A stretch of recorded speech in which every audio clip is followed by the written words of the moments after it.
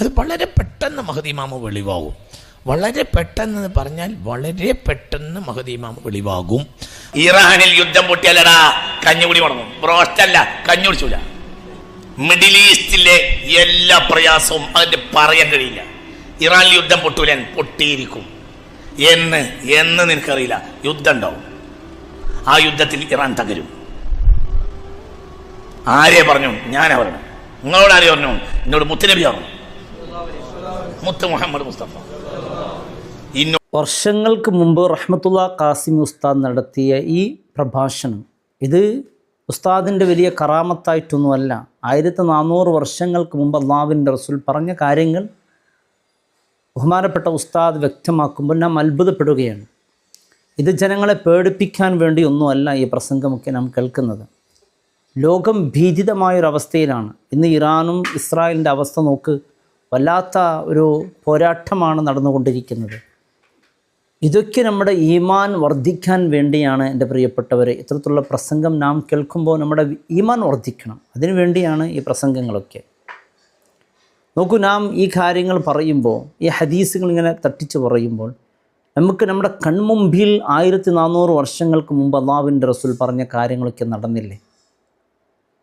അവസാനമായി പറഞ്ഞ ആ യുദ്ധത്തെക്കുറിച്ച് ഹദീസ്,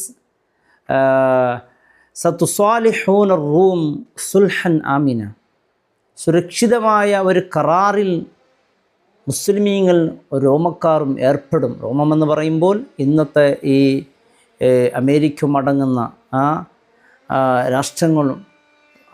എന്നിട്ട് റസൂൽ പറയുന്നത് ഫതഗ്സൂന വ അൻതും വഹും, നിങ്ങളും അവരും അദുവൻ മിൻ മറായിക്കും, ഒരു മൂന്നാമതൊരു ശത്രുമായി പോരാടുകയും ഫതുൻസറൂന, അതിന് നിങ്ങൾ വിജയിക്കുകയും ചെയ്യുമെന്നുള്ള ഹദീസ്.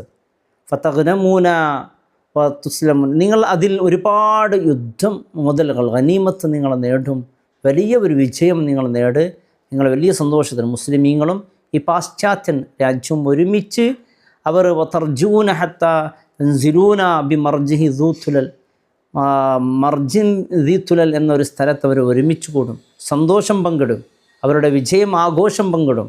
മുസ്ലിമീങ്ങളും പാശ്ചാത്യ രാഷ്ട്രവുമായിട്ടുള്ള ഈ റോമക്കാരുമായിട്ടുള്ള യുദ്ധത്തിൽ വലിയ സന്തോഷം പങ്കിടുന്ന സമയത്താണ് പെട്ടെന്ന് ഒരാൾ ഫയർഫോ റജുലും മിൻ അഹ്ലി നസ്രാനിയ, നസ്രാനിയിൽപ്പെട്ട റോമക്കാരിൽപ്പെട്ട ഒരാൾ എഴുന്നേറ്റ് നിൽക്കും. അയാൾ അസ്വലീബ്, ഒരു കുരിശ്, അവരുടെ മതചിഹ്നമായ കുരിശിനെ അവർ ഇങ്ങനെ ഉയർത്തി കാണിക്കും. ഫയഖൂൽ, അവൻ പറയും ഗലബ സ്വലീബ്, ഈ കുരിശാണ് നമ്മെ വിജയിപ്പിച്ചത് എന്ന്. ഇതൊരു വഞ്ചനയാണ്. മുസ്ലിമീങ്ങളും റോമക്കാരും ഒരുമിച്ച് കൂടി വിജയിച്ച ഒരു യുദ്ധത്തെക്കുറിച്ച് പറയുന്ന വാക്കങ്ങനെയാണ്. ഇത് കേൾക്കുമ്പോൾ മുസ്ലിമീങ്ങളെ കൂട്ടത്തിൽ റജുലും മിനൽ മുസ്ലിമീന, മുസ്ലിമീങ്ങളെ കൂട്ടുന്ന ഒരു പുരുഷൻ എഴുന്നേൽക്കും. ഫയദുഖുഹു, അവർക്കുള്ള ആ കുരിശിനെ തട്ടിക്കളയും. അപ്പോഴാണ് ഭീകരമായ ഒരു യുദ്ധം നടക്കാൻ പോകുന്നത്. ആ യുദ്ധത്തിൽ തഗ്ദിറുൽ റോം, റോമക്കാർ മുസ്ലിമീങ്ങളെ വഞ്ചിപ്പിക്കും. അങ്ങനെ തജ്മഉലിൽ മൽഹത്തൻ, അതായത് ഇറച്ചി കഷ്ണമാക്കുന്ന പോലെ ഭീകരമായി യുദ്ധം പുറപ്പെടും. ആ സമയത്താണ് മഹ്ദി ഇമാം വരിക എന്നുള്ള ഹദീസൊക്കെ. എൻ്റെ പ്രിയപ്പെട്ടവർ, ഈ ഹദീസിനെ വിശദീകരിക്കുന്നതിന് മുമ്പ് നാം ചെറിയ ചെറിയ കാര്യങ്ങളൊക്കെ നോക്ക്. മുത്തായ റസൂൽ ഈ കാര്യങ്ങൾ പറയുമ്പോൾ നമ്മുടെ ഈമാൻ വർദ്ധിക്കണം. നമുക്ക് ഹബീബ് സല്ലല്ലാഹു അലൈഹി വസല്ലം തങ്ങൾ പറഞ്ഞു, പലിശ ബഡ്ഡിയില്ലാത്ത ഒരാളും ഉണ്ടാവുകയില്ല എന്ന്. ഇന്ന് ലോകത്ത് പലിശ എടുക്കാത്ത മനുഷ്യന്മാർ ആരാണുള്ളത്? ഇത് റസൂൽ പറഞ്ഞത് അങ്ങനെ സംഭവിച്ചില്ലേ? അല്ലേ? ആടുകളെ മേയിച്ചുകൊണ്ട് ജീവിച്ചു കൊണ്ടിരിക്കുന്ന ആ സാഹചര്യത്തിലാണ് ബിൽഡിങ്ങുകളോ കൊട്ടാരങ്ങളോ ഒന്നും അറിയില്ല, സ്വപ്നത്തിൽ പോലുമില്ല. അങ്ങനൊന്ന് സാധിക്കുമെന്ന് ചിന്തിക്കാൻ പോലും ആവാത്തൊരവസ്ഥ ഒരു കാലഘട്ടമായിരുന്നു റസൂലിൻ്റെ കാലഘട്ടം. ആ കാലഘട്ടത്തിൽ റസൂൽ പറഞ്ഞ് കെട്ടിടങ്ങൾ ഉയരും, വലിയ വലിയ കെട്ടിടങ്ങൾ കെട്ടാൻ അവർ മത്സരിക്കും എന്നൊക്കെ പറഞ്ഞില്ലേ? ഇന്ന് ഗൾഫിൽ അള്ളാഹുവിൻ്റെ റസൂലിൻ്റെ ആ ഭൂമിയിലൊന്ന് ഇറങ്ങി നോക്ക്, എങ്ങനെയുണ്ട് കെട്ടിടങ്ങൾ? ബുർജ് ഖലീഫ പോലെ മത്സരങ്ങളാണ് കെട്ടിടങ്ങൾ. ഇത് സംഭവിച്ചില്ലേ? ഇത് റസൂൽ പറഞ്ഞതല്ലേ? അപ്പോൾ അവരെ കയ്യിൽ എന്തെങ്കിലും ഉണ്ടോ? ധരിക്കാൻ ചെറുപ്പ് പോലുമില്ല, ആട് മേയിച്ചു കൊണ്ട് ജീവിച്ച നിങ്ങളുടെ പിൻഗാമികൾ. അത് അങ്ങനൊന്ന് സംഭവിച്ചാൽ അന്ത്യനാൾ സംഭവിക്കും. മഹ്ദി ഇമാമിനെക്കുറിച്ച് മുത്തയുടെ പറയുന്ന ഒരു പ്രഭാഷണം അത് കേൾക്കേണ്ടതാണ്. പക്ഷേ അതിൻ്റെ മുമ്പ് നാം ഇതെല്ലാം ഒന്ന് നോക്ക്. അതുപോലെ അള്ളാഹുവിൻ്റെ റസൂൽ പറഞ്ഞ മറ്റൊന്നാണ് സംഗീത വാദ്യോപകരണങ്ങൾ വർദ്ധിക്കും. ഇനി എന്നും അതല്ലേ കാതിൽ വെച്ചുകൊണ്ട് ചെറുപ്പക്കാരും എല്ലാവരും ഇന്നത്തെ ഒരു അവസ്ഥ നോക്കി സംഭവിച്ചില്ലേ? റസൂൽ പറഞ്ഞു ലഹരി വർദ്ധിക്കുമെന്ന്, വർദ്ധിച്ചില്ലേ? പല പേരുകൾ രൂപത്തിൽ ലഹരിയെന്ന്. ലഹരിയാണോ നമുക്കൊന്നും അറിയുന്നില്ല. നമ്മുടെ മക്കൾ പോയി തിരിച്ചു വരുമ്പോൾ ലഹരിയുടെ അടിമകളാകുന്നു. അതുപോലെ വ്യഭിചാരം നിസ്സാരമായി കാണും. ഇന്നിത് നിസ്സാരമല്ലേ? ഇതൊക്കെ റസൂൽ പറഞ്ഞില്ലേ? നടന്നില്ലേ? സംഭവിച്ചില്ലേ? കൺമുമ്പിൽ കണ്ടില്ലേ? കൊലപാതകങ്ങൾ വർദ്ധിക്കും. എത്ര കൊലങ്ങൾ ഈ പരിശുദ്ധ റമദാനല്ലേ? 29-ന് റാഷിദ് എന്ന റഷീദ് പാഷ എന്ന് പറയുന്ന ചെറുപ്പക്കാരൻ വെറുതെ കൊന്നുകളഞ്ഞു. എത്ര ആളുകളാണ്, എത്ര സംഭവങ്ങളാണ്, എത്ര കൊല സംഭവമാണ്. നിങ്ങൾക്ക് എത്ര കഥകൾ പറയാനുണ്ടാകാം. വെറുതെ കൊന്ന ആൾക്ക് അറിയില്ല ഞാൻ എന്തിനു കൊന്നു, കൊലപ്പെട്ട ആൾക്കും അറിയില്ല എന്നെ എന്തിനാണ് അവൻ കൊന്നത്. ഇത് സംഭവിക്കുമെന്ന് പറഞ്ഞ് ഇത് സംഭവിച്ചു കൊണ്ടില്ലേ? അതുപോലെ അമാനത്ത് നഷ്ടപ്പെട്ടില്ലേ? അനർഹരല്ലേ ഇന്ന് കാര്യങ്ങൾ നിയന്ത്രിക്കുന്നത്? നമ്മുടെ പള്ളി എടുത്തു നോക്ക്, മറ്റു കാര്യങ്ങൾ എടുത്തു നോക്ക്. അർഹരാണോ ഇന്ന് ഉത്തരവാദിത്യ സ്ഥാനത്ത് നിൽക്കുന്ന? അമാനത്ത് നഷ്ടപ്പെട്ടില്ലേ? നഷ്ടപ്പെട്ടുകൊണ്ടിരിക്കുന്നില്ലേ? സമയത്തിൻ്റെ ബർക്കത്ത് നഷ്ടപ്പെടുന്നു പറഞ്ഞു, നഷ്ടപ്പെട്ടില്ലേ? സമയത്തിന് ഇന്ന് ബർക്കത്തുണ്ടോ? അല്ലേ? വർഷങ്ങൾ മാസങ്ങളെപ്പോലെ മാസങ്ങൾ, ആഴ്ചകളെപ്പോലെ ആഴ്ചകൾ, ദിവസങ്ങളെപ്പോലെ നമുക്കൊന്നിനും സമയം മതിയാകുന്നില്ല. അതുപോലെ ഇൽമ് കുറയുമെന്ന് അല്ലേ? ശരിയായ പണ്ഡിതന്മാർ, മുത്തഖീങ്ങളായ പണ്ഡിതന്മാർ മരിച്ചുകൊണ്ടേയിരിക്കുന്നു. ഇതൊക്കെ സംഭവിച്ചില്ലേ? സ്ത്രീകൾ അധികരിക്കും, പുരുഷന്മാർ കുറയും. എൻ്റെ പ്രിയപ്പെട്ടവരെ, ഇപ്പോഴത്തെ കണക്ക് നോക്ക്. എന്തിനു പുറത്ത് രാജ്യത്തിൻ്റെ വേണ്ട, നമ്മുടെ ഇന്ത്യയുടെ കണക്കെടുത്ത് നോക്കിയാൽ സ്ത്രീകളാണ് കൂടുതൽ. റഷ്യ പോലത്തെ രാഷ്ട്രങ്ങളെ നോക്കിയാൽ അവിടെയും സ്ത്രീകളാണ് കൂടുതൽ. ഇതൊക്കെ റസൂൽ പറഞ്ഞത് സംഭവിച്ചില്ലേ എൻ്റെ പ്രിയപ്പെട്ടവരെ?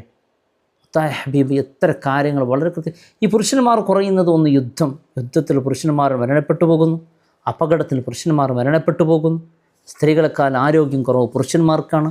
പുരുഷന്മാർ നിരന്തരമായ ഒരുപാട് രോഗങ്ങളുടെ പ്രശ്നങ്ങൾ കൊണ്ട് മരണപ്പെടുന്നു. അതുപോലെ റസൂൽ പറഞ്ഞ് അന്ത്യനാളാകുമ്പോൾ നഗ്ന സ്ത്രീകൾ വർദ്ധിക്കും. ഇനി സ്ത്രീകൾ നഗ്നരല്ലേ? നമ്മുടെ വീടിൻ്റെ സ്ത്രീകൾ പോലും നഗ്നരല്ലേ? ശരീരത്തിൻ്റെ ഭാഗങ്ങൾ കൃത്യമായി. ഫാത്തിമ ബീവി പൊട്ടി കരയുകയാണ്. ചിരിച്ചു. എന്തിനു ചിരിച്ചു എന്ന് ചോദിച്ചു.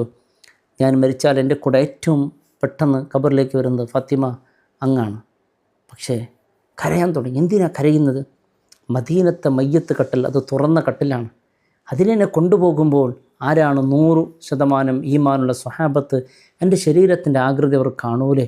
ഞാൻ ഇത്രയാണ് ഹൈറ്റ്, ഇത്രയാണ് എൻ്റെ ശരീരം ആകൃതി എന്നവർ പേടിച്ചു. അപ്പോൾ പറഞ്ഞു മദീനയിൽ മൂടപ്പെട്ട കട്ടിലുകൾ ഉണ്ടാക്കാമെന്ന് പറഞ്ഞു. അതൊക്കെ അത്രത്തോളം തൻ്റെ ശരീരം അന്യപുരുഷന്മാർ കാണാൻ പാടില്ല എന്ന് പേടിച്ച കാലഘട്ടത്തിൽ ഇന്ന് നഗ്ന സ്ത്രീകൾ വർദ്ധിക്കും. ഇന്ന് നഗ്നത പ്രദർശിക്കുന്നത് എൻ്റെ പ്രിയപ്പെട്ടവർ അത് വലിയൊരു സംഭവമായി കൊണ്ടിരിക്കുകയാണ്. നഗ്നത പ്രദർശിപ്പിക്കാത്തവർക്ക് ഒരു വിലയും ഒരു നിലയും ഇല്ലാത്തൊരവസ്ഥയിലായില്ലേ? റസൂൽ സ്വല്ലല്ലാഹു അലൈഹി വസല്ലം കുടുംബം തകരും. ഇന്ന് കുടുംബങ്ങൾക്ക് ജ്യേഷ്ഠൻ അനുജൻ ജ്യേഷ്ഠനെ കണ്ടാൽ എൻ്റെ പ്രിയപ്പെട്ടവരെ വല്ലാത്ത സങ്കടമാണ്. നടന്നില്ലേ? മതപരമായ അറിവുകൾ പഠിക്കുന്നത് ദുനിയാവിന് വേണ്ടിയായിരിക്കും. അതല്ലേ ഇന്ന് നടന്നുകൊണ്ടിരിക്കുന്നത്? എല്ലാവരും മതപരമായ ഇൽമുകൾ നുകരുന്നുണ്ട്. എന്തിനു വേണ്ടിയാണ്? ദുനിയാവ് നേടാൻ വേണ്ടിയല്ലേ? അതുപോലെ ദൂരമായ സ്ഥലങ്ങൾ അടുക്കുമെന്ന് പറഞ്ഞ റസൂൽ, അതല്ലേ ഇന്ന് സംഭവം. ഇന്ന് നമുക്ക് എത്ര വലിയ വലിയ ദൂരങ്ങൾ, നമുക്ക് ഇറാൻ അതുപോലെ ഇസ്രായേൽ എന്നൊക്കെ പറയുമ്പോൾ നമ്മുടെ വിരൽ തുമ്പിലാണ് ഇന്നൊക്കെ. ദൂര രാജ്യങ്ങൾ അല്ലേ? പള്ളികൾ അലങ്കരിക്കപ്പെടാൻ മത്സരിക്കുന്ന അങ്ങനെയല്ലേ? പള്ളികളെ അലങ്കരിക്കാൻ വേണ്ടിയുള്ള പോരാട്ടങ്ങൾ അല്ലെ? കടകൾ അടുക്കുമെന്ന് പറഞ്ഞ് നാം ഇരുന്ന കട്ടിലേക്ക് നമുക്കൊരു സാധനം വേണമെന്ന് ആഗ്രഹിച്ചാൽ ഒന്നും അല്ലേ? ആമസോൺ പോലത്തെ നമുക്ക് ഡിജിറ്റൽ യുഗത്തിലാണ് ജീവിച്ചു കൊണ്ടിരിക്കുന്നത്. നമ്മുടെ വീട്ടുമുറ്റത്ത് ആ സാധനം എത്തിക്കഴിഞ്ഞു. ഇതൊക്കെ സംഭവിച്ചുകൊണ്ട് അങ്ങനെ തുടർന്ന് പറയുകയാണെങ്കിൽ ഒരുപാടുണ്ട്. റസൂൽ സ്വല്ലല്ലാഹു അലൈഹി വസല്ലം തങ്ങൾ പറഞ്ഞ ഈ കാരണങ്ങൾ എൻ്റെ പ്രിയപ്പെട്ടവരെ നമ്മെ അത്ഭുതപ്പെടുത്തുകയാണ്. കസ്മിയുടെ പ്രഭാഷണം ഇൻഷാ അല്ലാഹ് നമുക്ക് കേൾക്കുമ്പോൾ ഒരുപാട് കാര്യം മനസ്സിലാവും. അല്ലാഹു റബ്ബ് സുബ്ഹാനഹു വതആല ഈമാനോടുകൂടി നമ്മെ സലാമത്താക്കട്ടെ. ആ ആഖിർ സമാനി എന്ന് പറഞ്ഞാൽ അത് ഇത് തന്നെയാണ് ജനങ്ങളെ, അത് യാതൊരു സംശയം വേണ്ട. വളരെ കുറഞ്ഞ കാലഘട്ടം കൊണ്ട് മഹദി ഇമാം പ്രത്യക്ഷപ്പെടാനുള്ള സാധ്യത കൂടുതലാണ്. അള്ളാഹു കാക്കട്ടെ. അത് വളരെ പെട്ടെന്ന് മഹദി ഇമാം വെളിവാകും. വളരെ പെട്ടെന്ന് പറഞ്ഞാൽ വളരെ പെട്ടെന്ന് മഹദി ഇമാം വെളിവാകും. മഹദി ഇമാം ഇന്ന് ഭൂമിയിൽ ജീവിച്ചിരിപ്പുണ്ട്. അതിൻ്റെ എല്ലാ അടയാളവും ഭൂമിയിൽ കണ്ടുകൊണ്ടിരിക്കുന്നുമുണ്ട്. മഹ്ദി ഇമാം റളിയല്ലാഹു അൻഹു ഭൂമിയിൽ വെളിവാകാനുള്ള സമയം ആയിട്ടുണ്ട്. അത് വളരെ പെട്ടെന്ന് വെളിവാകും. അല്ലാഹു തആല കാത്തുരക്ഷിക്കട്ടെ. അതെന്ന് എന്നൊരു കൃത്യത ഞാൻ പറയാൻ ബുദ്ധിമുട്ടുണ്ട്. എങ്കിലും നീളാനുള്ള സാധ്യത ഇല്ല. ഒരു 10-15 കൊല്ലം ഏറെ വന്നാൽ ഒരു 15 കൊല്ലം അത്രയും വരൂ. അതൊന്നും വരൂല. ഏറെ വന്ന ഒരു 15 കൊല്ലത്തിനുള്ളിൽ മഹ്ദി ഇമാം വെളിവാകും റളിയല്ലാഹു അൻഹു. ഉറക്കപ്പറ റളിയല്ലാഹു അൻഹു. 40 വയസ്സായാലാണ് മഹ്ദി ഇമാം വെളിവാവുക എന്ന് മുഹമ്മദ് മുസ്തഫ സല്ലല്ലാഹു അലൈഹി വസല്ലം. 40 വയസ്സായാലേ മഹ്ദി ഇമാം വെളിവാവുകയുള്ളൂ. 40 വയസ്സ് കഴിയണം. മഹ്ദി ഇമാം വരണമെങ്കിൽ 40 വയസ്സ് കഴിയണം. അതിൻ്റെയൊക്കെ സമയം ആയിട്ടുമുണ്ട്. അതെപ്പോഴും വെളിവാകാനുള്ള സാഹചര്യം ഉണ്ട്. മുഅ്മിനീങ്ങളെ ചിന്തിക്കണം. അപ്പം മഹ്ദി ഇമാം വെളിവാകുന്ന കാലത്തിനെ പറ്റി മുത്ത് മുഹമ്മദ് മുസ്തഫ എന്താ മഹ്ദി ഇമാം വെളിവാകുന്ന കാലഘട്ടം? മുലിഅത്തിൽ അർളു ജൗറൻ വളുൽമൻ.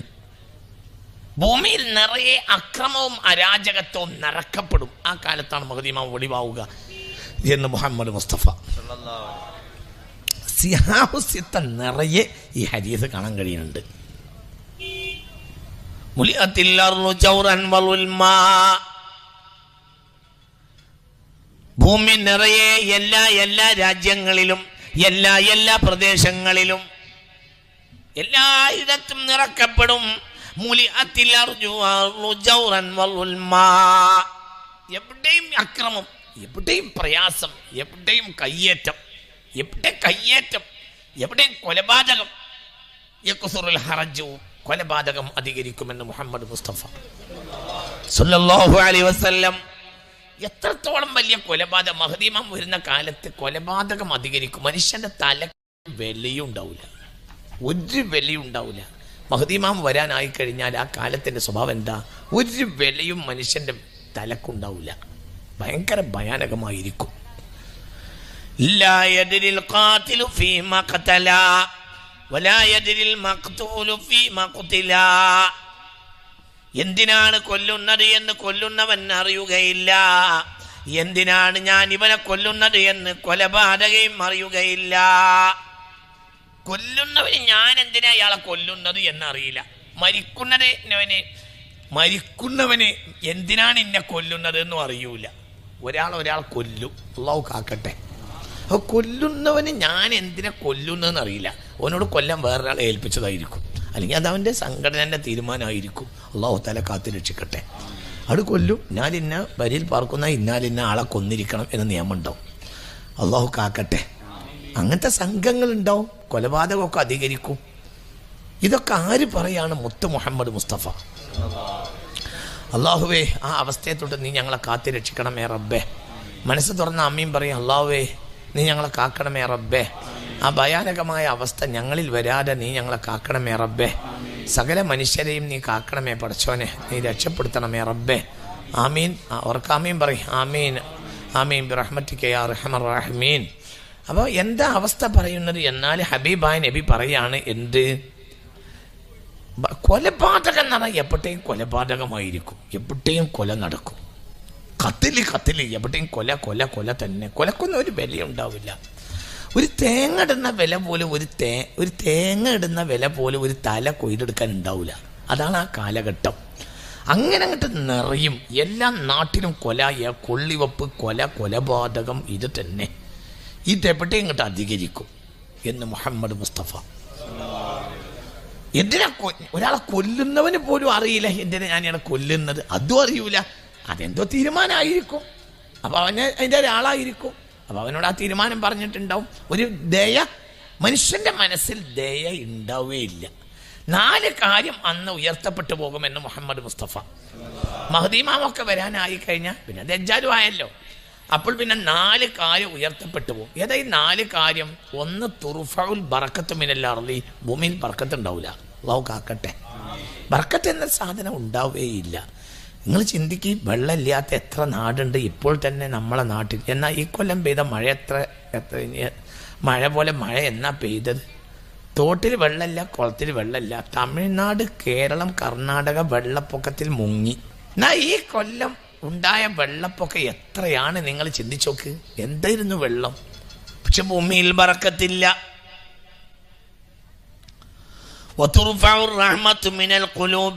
ഹൃദയങ്ങളിൽ കരുണയില്ല. കരുണ എന്ന സാധനം ഉണ്ടാവില്ല. കരുണ ഉണ്ടാവില്ല. ഒരു കരുണ ബോധം ഉണ്ടാവില്ല. മഹ്ദി ഇമാം വന്നാൽ 7ാമത്തെ കൊല്ലം ദജ്ജാല് വരും. ദജ്ജാല് വന്നാൽ 40ാമത്തെ ദിവസം ഈസാ നബി വരും. 40ാമത്തെ ദിവസം മഹ്ദി ഇമാം വന്നാൽ 7ാമത്തെ കൊല്ലം ദജ്ജാല് വരും. എന്താണ് ഈ കാലത്തിന്റെ പ്രത്യേകത? ദയ ഉണ്ടാവില്ല. മനുഷ്യന്മാരെ മനസ്സിൽ ദയല്ല. കൽബ് എന്ന് പറഞ്ഞാൽ ഖുലൂബുദ്ദി ആബി. അക്കാലത്തെ മനുഷ്യരുടെ ഹൃദയം ചെന്നായിക്കള ഹൃദയമായിരുന്നു എന്ന് മുഹമ്മദ് മുസ്തഫ. അൽസിനത്തുഹും അഹ്ലാ മിനൽ അസലി. അക്കാലത്ത് ഒരു സ്ഥാനത്തിരിക്കണ മനുഷ്യന്മാരെ നാവ് തേനേക്കാൾ മധുരമുള്ള വർത്താനം പറയും. പക്ഷേ ഖുലൂബുഹും ഖുലൂബുദ്ദി ആബി. അവരുടെ ഹൃദയം ചെന്നായിക്കള ഹൃദയമായിരിക്കും എന്ന് മുഹമ്മദ് മുസ്തഫ സല്ലല്ലാഹു അലൈഹി വസല്ലം. നാവിലിങ്ങനെ വർത്താനം അങ്ങനെ പറഞ്ഞു കേട്ട എന്ത് ചോർക്കുള്ള വർത്താനാ പറയുക? എന്താ ഇതിനൊക്കെ നമ്മൾ പറയുന്നത്? എന്തൊരു കാലമാണ് പടച്ച തമ്പുരാനെ വന്നു പോയത്. അള്ളാഹു നമ്മളെ കാത്തുരക്ഷിക്കട്ടെ. ഇറാനിൽ യുദ്ധം പൊട്ടിയാലടാ കഞ്ഞുകുടി മുടങ്ങും. ബ്രോസ്റ്റല്ല, കഞ്ഞു കുടിച്ചൂല. മിഡിൽ ഈസ്റ്റിലെ എല്ലാ പ്രയാസവും അതിന്റെ പറയാൻ കഴിയില്ല. ഇറാനിൽ യുദ്ധം പൊട്ടൂലൻ, പൊട്ടിയിരിക്കും. എന്ന് നിനക്കറിയില്ല. യുദ്ധം ഉണ്ടാവും. ആ യുദ്ധത്തിൽ ഇറാൻ തകരും. ആരെ പറഞ്ഞു? ഞാനാ പറഞ്ഞു. നിങ്ങളോട് ആരെ പറഞ്ഞു? എന്നോട് മുത്തുനബി പറഞ്ഞു. മുത്ത് മുഹമ്മദ് മുസ്തഫ. ഇന്നോടത് മുത്തുനബി പറഞ്ഞു. മുത്ത് മുഹമ്മദ് മുസ്തഫ. ഇറാനുമായി യുദ്ധം നടക്കും. അത് പാമ്പം യുദ്ധമായിരിക്കും. ആ യുദ്ധത്തിന്റെ അവസാനം ഇറാൻ തകരും. പക്ഷെ ഇറാൻ മാത്രമല്ല തകരുക, മിഡിൽ ഈസ്റ്റിലെ അനവധി രാജ്യങ്ങൾ തകരും. ആര് പറഞ്ഞു? മുഹമ്മദ് മുസ്തഫ. അള്ളാഹു നമ്മളെ കാത്തുരക്ഷിക്കട്ടെ. നിങ്ങളെ സഹായിക്കാം എന്ന് പറഞ്ഞ് ഒരു കൂട്ടർ ഇറാനെതിരെ യുദ്ധത്തിൽ വരും. അവർ ഇറാനെ തകർക്കും. സുമ്മ യഖ്ദിറൂന, പിന്നെ അവർ നിങ്ങളെ ചതിക്കും എന്ന് മുഹമ്മദ് മുസ്തഫ. മനസ്സിലായോ പറഞ്ഞത്? അവർ ഇറാനെ മാത്രമല്ല തകർക്കുക, അവർ കാരണം അറബ് ലോകം മുഴുവനും തകർന്നു.